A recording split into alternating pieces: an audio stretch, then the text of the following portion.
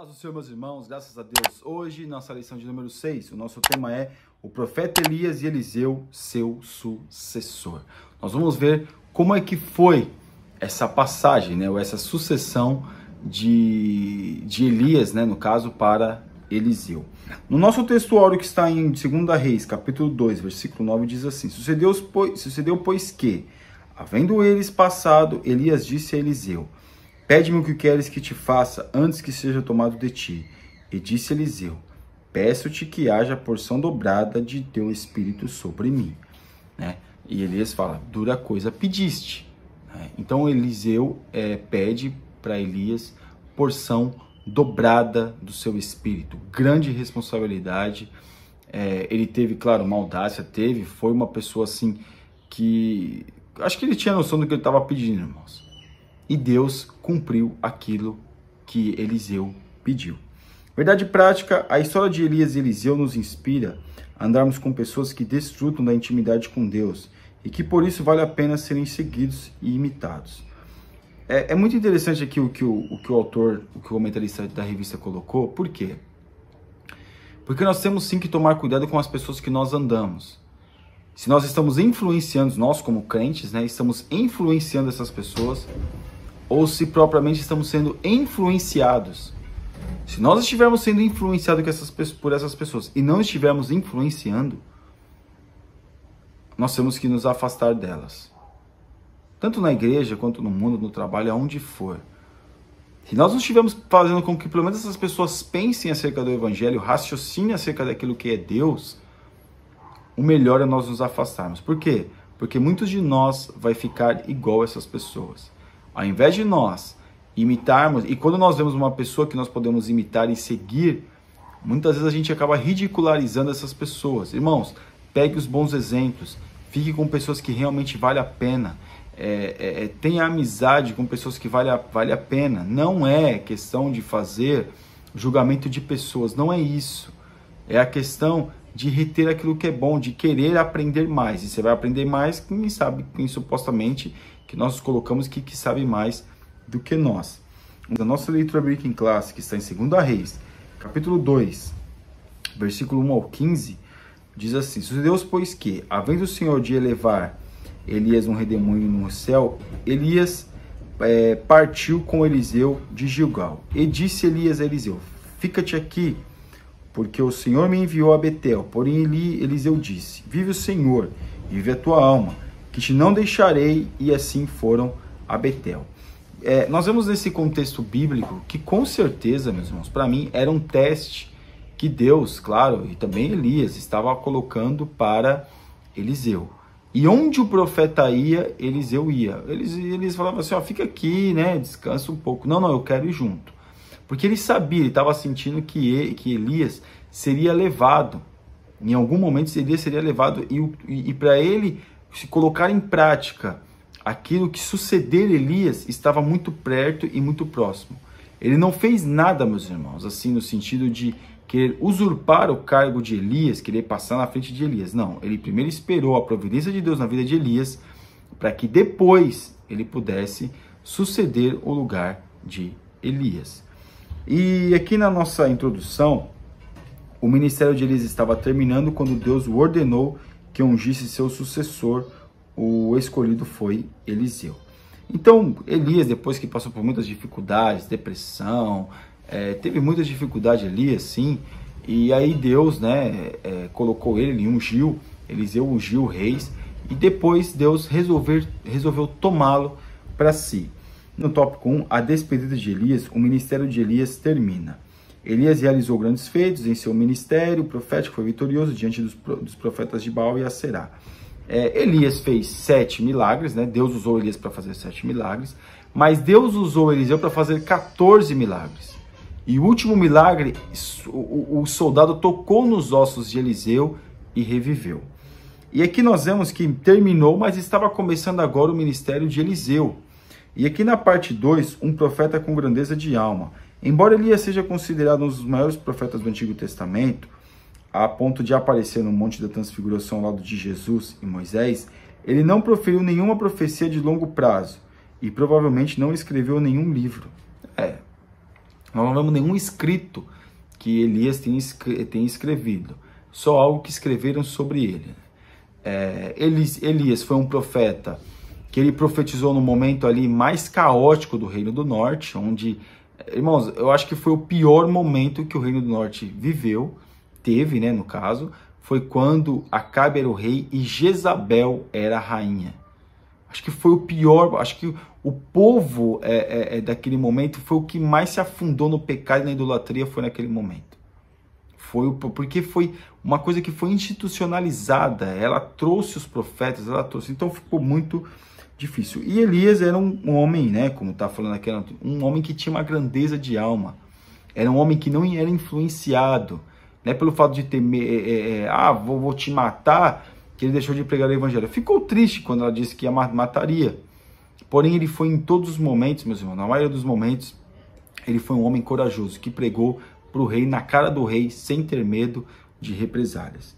Aqui na parte 3, Gilgal, um lugar de boas recordações. Elias estava em Gilgal quando iniciou os preparativos para o seu arrebatamento. Esse lugar foi cenário de grandes e marcantes acontecimentos. Em Gilgal foi estabelecido o memorial da travessia do Jordão realizada por Josué. Ali também os israelitas foram circuncidados e celebraram a primeira Páscoa na terra prometida. Foi em Gilgal que Elias tomou ciência do término do seu ministério profético. Então Gilgal foi ali praticamente um símbolo, não, mas um lugar que significaria muito para os outros povos entender aquilo que Deus tinha feito na vida de Elias. O pedido ousado de Eliseu, a fidelidade de Eliseu. Antes de Deus levar Elias num redemoinho ao céu, ele mandou o profeta fazer uma viagem da cidade de Gilgal a Betel. Irmãos, a fidelidade de Eliseu para com Elias foi muito grande. Mesmo ele sendo ungido para ser o profeta, sabendo que não ia ficar no lugar de Elias, como eu já disse, ele não usurpou o lugar de Elias. E ele não se colocou na soberba, ele queria estar perto de Elias em todo momento para aprender, para saber, para conhecer, e também para saber o momento exato que ele deveria colocar, né, que Deus usaria prontamente para fazer a sua vontade. Então veja que Eliseu, ele está em todos os momentos, ele é fiel a Elias. Hoje, fidelidade, meus irmãos, que a gente muitas vezes espera de pessoas, dificilmente você vai ter, né? O que muitas vezes a gente vai ter o desprezo, o descaso, a indiferença, mas Eliseu, em todos os momentos, ele seguiu Elias, mesmo sabendo que já estava com a faca e com o queijo na mão, como diz o mineiro, né? Mesmo assim, ele não se colocou acima de Elias, ele não usurpou a posição de Elias, mas ele soube esperar a providência de Deus. Ou seja, na igreja não precisa ser troca de cadeira, não precisa um derrubar o outro, porque se Deus chamou, o momento certo, Deus o irá exaltar. Deus vai sim abençoar e vai trazer essa pessoa para perto. Amém? A porção dobrada. Quando Elias percebeu que Eliseu realmente não o deixaria, em razão de sua lealdade e companheirismo, lhe deu o direito de pedir qualquer coisa que desejasse. Eliseu então disse: peço-te que haja a porção dobrada do teu espírito sobre mim. Então veja que Eliseu, ele pede algo, meus irmãos, mas ele não pede algo para se aparecer, ele pede algo para servir o povo. Oh, nossa, serviu o povo. Serviu o povo. Pensa que é que nem hoje em dia, que muitos pedem dons para ser chamados mais para pregar nas igrejas, que muitos fazem curso não é para servir o povo, mas é para servir a si mesmo. Muitos pedem dons para Deus e já têm os dons, mas muitas, ao invés de servir o povo, serve a si mesmo. Então veja que há uma diferença. Eliseu pediu a porção dobrada do espírito de Elias para que através dele pessoas pudessem ser alcançadas, vidas pudessem ser mudadas, vidas pudessem ser restauradas. Era para que a obra de Deus pudesse ter uma continuidade abençoadora. Então veja que em nenhum momento Eliseu ele pede porção dobrada pensando único e exclusivamente dele, como que ele está vendo, agora eu sou muito maior que Elias. Em nenhum momento ele falou isso, porque ele entendeu que aquilo que Deus estava dando para ele era para serviço, é para ele servir no reino do Senhor. E aqui na parte 3, Elias e a inspiração de Eliseu. Para receber o que pediu, Eliseu não poderia retirar os olhos de Elias. Então essa foi a condição, né, de Eliseu não retirar os olhos de Elias. Ele estava com Elias em todo o tempo. Elias ia para lá, ele ia para cá, ele ia para lá, ia para cá, ficava indo e ficava onde Elias ia, Eliseu também ia. Então nós vemos aqui um princípio que de obediência. E quem inspira, né, claro, quem inspira a nossa vida é Deus. E que se ele pediu e Deus aprovou a sua petição, ele receberia. O que ele falou? Eu quero a porção dobrada. E Deus concedeu para Eliseu a porção dobrada de Elias. Tópico 3. Eliseu toma a capa de Elias. A comunhão de Elias e Eliseu. Enquanto Elias e Eliseu caminhavam juntos e conversavam, o que denota intimidade e comunhão entre os dois, Elias foi separado de Eliseu por um carro de fogo que o levou num redemoinho. Eles tinham, meus irmãos, uma amizade sincera. Uma amizade... É difícil. Muito difícil mesmo. Você ter uma amizade sincera com uma pessoa que de repente vai tomar o seu lugar, que Deus já falou, ou aquela pessoa que vai ter o lugar do outro ser verdadeira, é difícil. Mas nós vemos aqui Eliseu sendo verdadeiro e companheiro de Elias. E eles tinham uma amizade natural, meus irmãos, não é nada forçado. Já que você vai mesmo, então eu vou ficar com você para aprender algumas coisas. Não, eles tinham uma amizade natural, eles tinham um convívio natural. Não era uma coisa forçada, era um convívio que acontecia naturalmente. E nós vemos que existia um respeito também entre eles. E aqui na parte 2, a capa de Elias. Elias deixou sua capa cair quando foi elevado ao céu. Essa capa foi a herança que o profeta deixou para o seu servo Eliseu. Porque um profeta legalizado, meus irmãos, naqueles dias, tinha sim que ter uma capa. Né? A capa era um sinal o quê? De autoridade. E quando aqueles homens viram que Eliseu estava com a capa de Elias, não é que não ficaram pensando, poxa, será que Eliseu matou Elias para ficar com a capa dele? Não, eles entenderam, pela confiança que eles tinham na pessoa de Eliseu, eles entenderam que Deus estava aprovando o ministério de Eliseu. Era Deus que estava aprovando. A capa caiu, ficou com Elias. Elias usou a capa para poder atravessar do Jordão e Deus usou Eliseu. Né? Eliseu pegou a capa, colocou no Jordão, atravessou para o outro lado, mas Deus estava aprovando, né, a pessoa de Eliseu. Já tinha aprovado, mas estavam mostrando para o povo que quem Deus tinha escolhido para o lugar de Elias, era Eliseu. Amém?